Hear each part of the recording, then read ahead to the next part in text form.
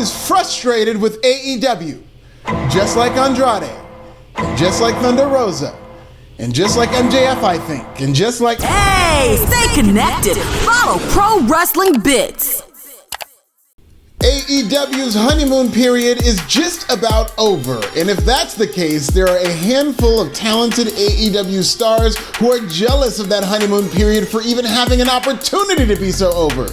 Miro recently made headlines on Twitter by burying Mance Warner and liking a tweet suggesting he had it better in WWE. This after signing a 4-year extension with AEW. Uh-oh. In a year where athlete empowerment is at an all-time high, and one wrestler after another have gotten their James Harden on by forcing themselves out of contracts, it's Tony Khan's turn to deal with disgruntled talent. With WWE's pastures looking greener by the second, Tony Khan recently felt compelled to issue a reminder to his roster that many of them are still under contract with AEW for years. I think pro wrestling in 2022 has taught us that contracts are made to be broken. Jeff Hardy got out of his WWE contract by leaving through a crowd. Toni Storm got out of her WWE contract by jumping on a plane. Before an apparent reconciliation, Sasha Banks got out of her WWE contract by yeeting a belt on a desk. AEW even made a storyline of MJF trying to get out of his contract, and some of these elements were based out of reality. Somebody needs to tell Tony Twitterfingers that those little contracts of his can be finessed. The NFL season is less than a month away, and I got 2 words for you: Yannick Ngakoue. During a recent interview, Tony Khan addressed reports of AEW's frustrated locker room by giving it the nothing to see here treatment. I think we have a great environment, said Khan, but not before Dustin Rhodes called out malcontents by telling them to leave if they're not happy. If a locker room leader feels compelled to publicly call out frustrated talent, that doesn't sound like a very happy locker room to me. It sounds more like the Jacksonville Jaguars locker room back when Urban Meyer was put in charge. AEW's morale issues were bound to happen. AEW has an abundance of talent and limited TV time. Plus, if real-life Tony Khan is anywhere near as pugnacious, petty, and thin-skinned as Tony Twitterfingers, I can see why so many wrestlers are starting to go public with their frustrations. Whispers are now starting to grow that AEW has a communication problem, one which AEW is trying to address by promoting executives and building up its talent relations team. Through the MJF storyline, AEW themselves have accidentally created a narrative of Tony Khan holding frustrated talent hostage. As is usually the case in pro wrestling, life is imitating art. Let's start with an honorable mention in FTR. This might need to be filed under the MJF category as a potential worked shoot. But Dax Harwood of FTR recently seemed to take exception to Dave Meltzer shooting down a conspiracy theory that the Young Bucks were going babyface to sabotage FTR. Meltzer went on to report that FTR was indeed disappointed with not getting to face the Young Bucks for all the gold, which seemed to be the direction after the Young Bucks won the AEW titles. Instead, Swerve and Our Glory are now defending the titles against makeshift tag teams like Josh Woods and Tony Nese, all while FTR have been the #1 contenders for 18 straight weeks with 0 AEW title matches. I'd be frustrated with that creative too. Another honorable mention is MJF, who has gone radio silent since going nuclear on the June 1st broadcast of AEW Dynamite in Inglewood, California. Almost the second MJF disappeared, AEW's momentum went right with him. That was around the same period where AEW was trying to put over the Forbidden Door, that male hardcore fan spectacular, and its television audience went running like Charles Robinson at WrestleMania 24. Not too long after that, the Sasha and Naomi controversy started up.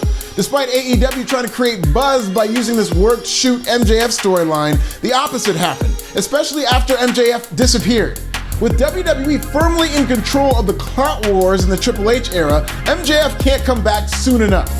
But even if the lines are blurred throughout this feud, MJF reportedly remains at odds with AEW about his contract, which is coming due in 2024. Storyline or not, MJF and AEW might have inadvertently fueled the narrative that Tony Khan is becoming difficult to work with and AEW's lack of communication is becoming a problem.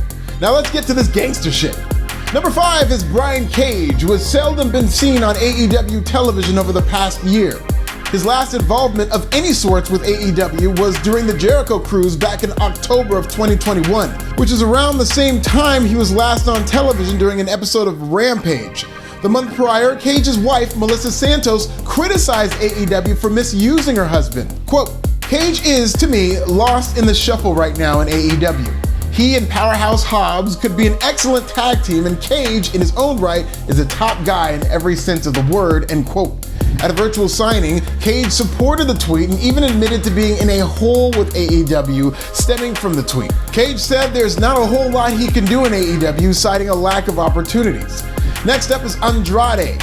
On this very channel, I already named Andrade as the most likely AEW star to jump ship to WWE. And as his career continues to stall in AEW, maybe it's better for all sides to go their separate ways. Right on cue, Andrade recently liked a tweet criticizing AEW's handling of him. Andrade is an insanely talented athlete, but pro wrestling is just as much about politics as it is about talent. Andrade stands to benefit more politically in WWE than he ever would in AEW, thanks in part to his ties to Charlotte and the Flair family. Not only does AEW not know what to do with Andrade, I don't think they care anymore, especially after they couldn't land Ric Flair because the block was too hot after Dark Side of the Ring did that plane ride from hell episode. You can easily argue that Andrade was misused during his main roster run in WWE, but motherfuckers forget there was a brief period where he could have easily been considered the best in the world, and that was during Andrade's feud with Johnny Gargano back in Triple H's NXT. Miro is the newest member of the Disgruntled Wrestlers Club in AEW after also taking to Twitter to like some spicy tweets about AEW's booking. And why not? Miro proved his worth as a potential top star during his run as God's favorite champion. His promos were biblical. His matches, fire.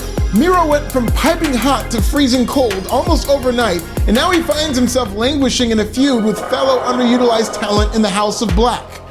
Thunder Rosa has struggled almost since the day she won the AEW Women's World Championship in a great moment. Since then, AEW has even made a storyline out of Rosa's underwhelming title run, with Britt Baker constantly talking about needing to save the division. Rosa was reportedly very frustrated with how little she's been featured as world champion, and if you've seen how they're booking her now compared to when she was chasing, you'd see why. There's a big difference between being a babyface challenger and a champion.